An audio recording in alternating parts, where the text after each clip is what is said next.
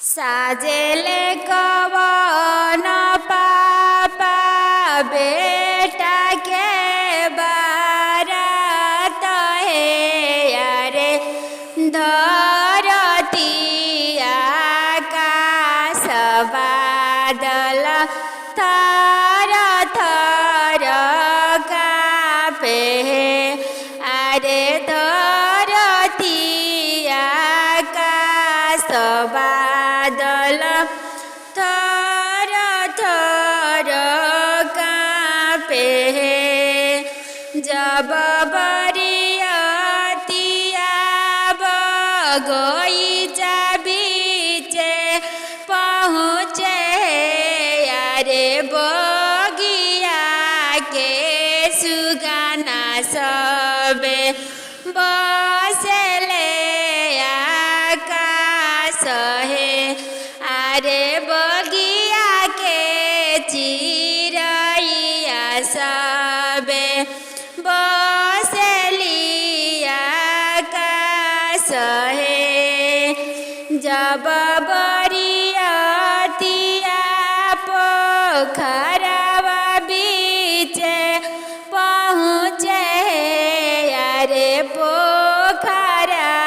के मछली सबे बसली पाताल हे अरे पोखरा के मछली सबे बसली आकाश हे जब बरियतिया दुआरवा बीचे पहुँचे अरे समाधि आपन समाधि हननी के वार हे किया रवा हरनी समाधि घरवा दुआर हे अरे किया रउआ हरनी समाधि गैया से भैंसिया हे नाही हम हरनी समाधि घरवा दुआर हे अरे नाही हम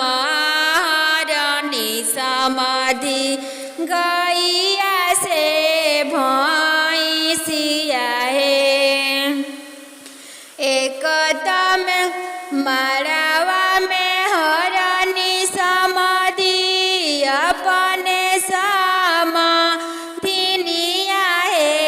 अरे कोहबर में हरनी समाधि आँखी के पुतरिया हे अरे कोहबर में हरनी समाधि आँखी के पुतरिया हे अरे जीन के से बाड़े हमारे घरवा के रौनक हे अरे जीन के से बाड़े हमारे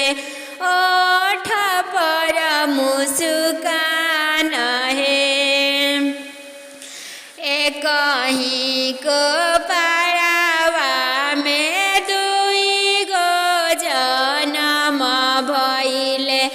एक बहिनिया एक भाई एक